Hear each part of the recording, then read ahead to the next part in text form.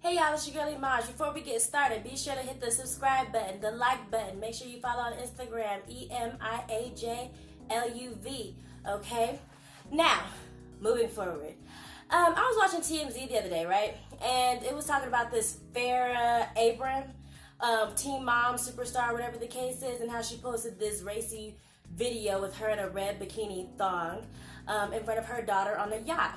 And I thought to myself, okay, yeah, that is kind of inappropriate, whatever. She didn't seem to think so. One of the TMZ people was talking about how she was like, well, why should she have to change her lifestyle just because she's a mom? A black woman argued, okay, well, if it's okay for her to do it, then why is it okay for Black China to have drank vodka or Hennessy or something like that in front of her kid? And they said, well, Black China had drank like a whole entire bottle. But I'm sure that this Farrah Abrams or whatever the case is had a couple of bottles of champagne or whatever the case is. Just because she made it look a little bit more elegant or sound elegant than it really was, I believe that both will be ratchet at the end of the day. So it brought up a good little topic that I have for the YouTube, which is what's the difference? Because that's pretty much what's been going on lately, right? What's the big difference between this person or that race or ethnicity doing something versus that race and ethnicity? When really, it might just all be crappy, trashy, or whatever the case is, and nobody want to say it, right? Okay, so first question is, how do you feel about different cultures buying or creating fake butts? Oh, the fake butt thing. Okay, I've never really been a fan, especially when young girls are doing it, because, women and people always say, especially as a woman, your body is like forever changing. It may change drastically after you have kids. It may change just because you had the birth control. Like, your body is constantly doing something. And what's meant for one is not meant for all. Just because she's doing it doesn't mean that you can do it. And I feel like it's a lot of times the whole, the grass is greener and it's definitely green on the other side. It's really not. I think, and I hope that one day the fake butt thing and just really the plastic surgery, because these days, even like Wendy posted, with the Botox in the face, and I love me some Wendy, but it's like, boo, you didn't need nothing and no shots in your face. And a majority of the time as black women and as darker skinned people in general, because of the fact that we hold, melanin in our skin and the sun's rays, we age better normally. So you really just don't need it. And it's I just find all of it to just be a little overmuch. However, I am always a big fan of the mommy package, because mama's got to get it back. I don't blame you. Go ahead. Okay, well, what do you feel about one culture dating a black man? At the end of the day, people can date whoever they want to date, and stuff like that. But I feel like when you go dating another culture, because, okay, for example, being overseas, right? I heard a lot of things. Date the darkest man they can find to piss off their parents. Have a baby by them so they can be disowned and stuff like that. Or just to piss them off even more. Have little mixed babies. Oh, Asian and black. White and black. Ooh, all that goopy stuff. Oh, everybody wants a little mixed baby.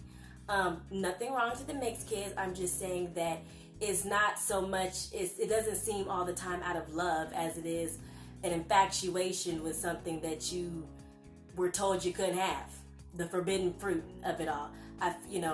To those couples who date and got to know each other for years or whatever the case is, and you fell in love, this is not to you, it's just to the ones I feel like are infatuated. And and even to the big butt situation as well, another infatuation is not a black thing. It's just, and for some people, tasteless. Because I've seen, especially in New York, I've seen some nasty booties, and in real life, it don't look good like it do on the pictures, and it barely be looking good there. So, did I answer that well? One culture wearing their hair in box braids versus another culture wearing their hair in cornrows and etc. Their hairstyle. Okay, so on the culture aspect, that in cultures like the black or African or whatever the case is, Indian, and Hispanic culture, normally putting braids and things like that in our kids' hair, bold reds, and stuff, primarily in the Hispanic culture for that one, stuff like that. I don't feel like there's a problem. My problem is this: braids, weave, fake hair, just like Botox and plastic surgery was always a thing even back in the old days, and that's why Joan Rivers was one of the ones to put it on the map and be like, I'm doing it and I'm owning it and stuff like that. The same thing with the hair. It's been happening. It was back in the 2000s, Britney Spears, all of them, whoever else I could think of in my brain. They were doing the big hair and the bowl reds and the glitz and glam and the thongs outside of your underwear and your jeans, and it was already there. I hate how society kind of like erased it and then brought it back, like they did with that Nefertiti imitation. They sat there and, we all know Nefertiti was a brown woman, and then they brought her back North African or something, or some type of Middle Eastern. It was like, what? Don't stop trying to always change things and make it a racial situation, because now when women and people for the most part are, especially like white women, are wearing the braids and cornrows, it is a situation where they think that they're black or ghetto or they with the shits or they all that, and it's like, no boo, you not. And your cultural appropriation happening all over the place, hashtag Kim K. So okay, well, you said black and ghetto and claiming they're with the shits. What about claiming to be black, like Whoa Vicky? I cannot stand that girl. I cannot stand that girl. Oh, yeah, Whoa Vicky. Because, for a while I was like, who is Whoa Vicky? And I was like, what makes her so big? I'm like, if anything, I actually thought she was a little like, I thought she was like special needs that had, kind of like hit the map. For being just kind of loved or whatever the case is. But then I found out that she was actually being praised for doing cultural appropriation on black people and claiming to be black. And then on top of that, she also has like black friends and whoever else the case is participating in the foolishness. This is my shit about her. About being black. It's okay for you guys to make fun of us all the time, as black women, as black people. Other cultures make fun of us all the time, every chance they get, and it's okay for them to do it. It's okay for them to make money off of it. It's okay for them to capitalize, whatever it is that you want to say. It's okay for them to do it, but let you do anything that is remotely, I guess, white, or is there even a such thing as being white? So it doesn't seem like it is. It mostly seems like it's just only a thing about being black. And it seems like these days, black people aren't even, and they all the time, actually not even just these days, black people aren't even allowed to be black or black cultured.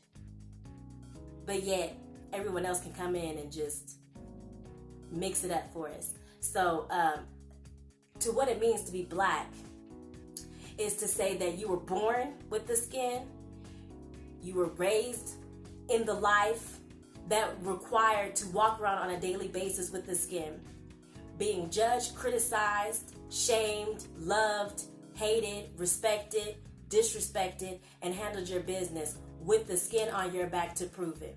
It means that you had to deal with whatever with this skin tone. That means if I was dressed like this today and everyone wants to say hello because I look politically correct, versus when I was working at Sizzler and I was tired and everybody ignored me and talked crazy to me. Okay? I had to deal with it. And none of you motherfuckers, as far as I'm concerned, who want to sit there and be so-called black, had to deal with any of the half of things that us as black women and as black people had to go through. So you can dye your skin or whatever else the case is, you will never be us. You're not, it's like being Jewish. You can sit up there, you can get into the culture, I'm sure, but if you were not born a Jew, you are not a Jew. Speaking of dyeing skin and all that, how do you feel about different cultures tanning their skin? Again, everybody just makes it a racial thing. Tanning the skin, people used to tan their skin. Actually, when I was in China, a woman came to me and she said, "I love the brown skin." I was like, "Okay, thank you." And she ended up, she says, "Yes, I love it. I have the clear water." And I was like, "What?" I didn't know what she was talking about.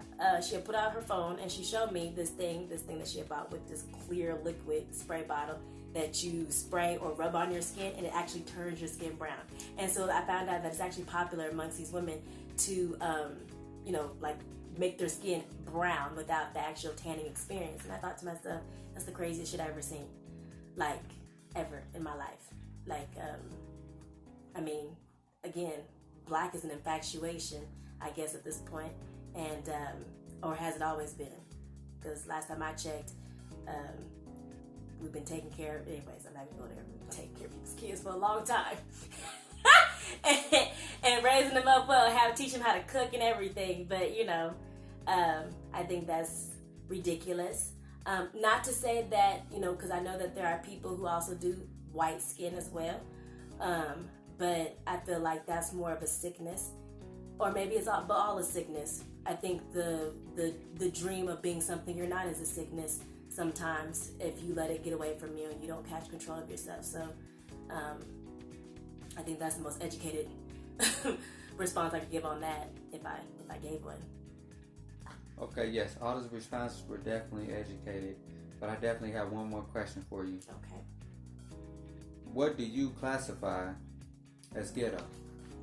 What do I classify as ghetto? Oh, what do I classify as ghetto? From white people perspective, I think that when you marry your wife and then you choose to sit up there and like murder a whole bunch of women on the side, that's ghetto. You were crazy, a psychopath, and it's ghetto. You're very trashy for that shit.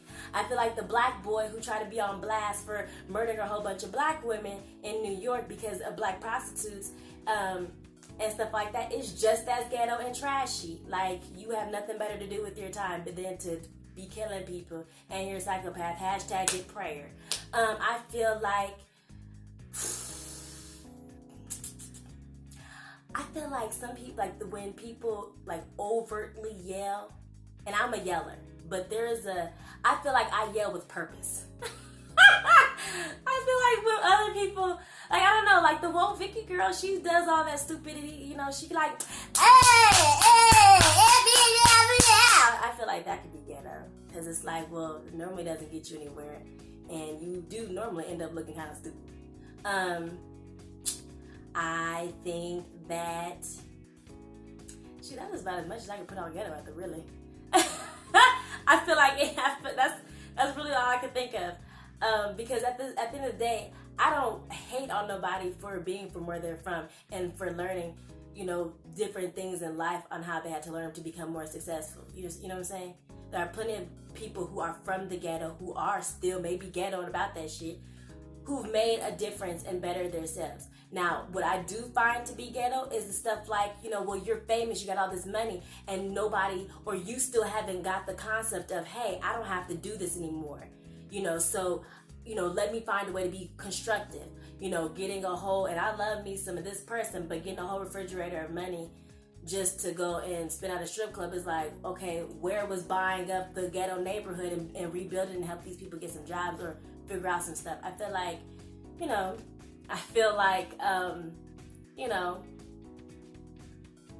that's an awful question. I really gotta think about that. Did I answer it well? Kinda, huh? I have to think about that. We're gonna have to come back to that one because I don't know. What do I classify as ghetto? Young. You know what? I'll say this. Going off on people. Okay. To me, ghetto is not so much of a what do I think is ghetto, is more of the mindset of a person.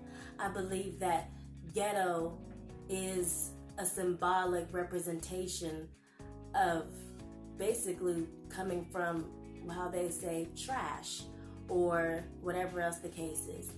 That's demeaning. And I still believe that whether you're trash, ghetto, poor, homeless, whatever, there are plenty of victory stories to prove otherwise. So it's 3 grams and 1 hubcap ghetto? You know what I'm saying? How you like to ride is how you like to ride. And even if it's ghetto, shoot, what's wrong with a little artistic vision? Just saying. They used to make them like that. Now everything looks uniform.